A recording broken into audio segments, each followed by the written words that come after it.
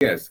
My name, as he mentioned, is Jim Burke, and I live here in Southern California. I've lived here my whole life. My background was in the payroll and HR service for 30 years.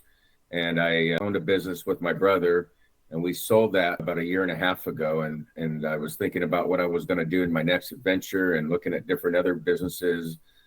And a good friend of mine had opened up the Techy in Chula Vista, California, which is in near San Diego. And I did an evaluation of it, and I really was intrigued with the technology part of the business. And with the cell phone industry, everybody has a cell phone, right? And so that's what intrigued me. Really, I felt like we would always be able to be consistent with sales and being busy and could only grow and get bigger.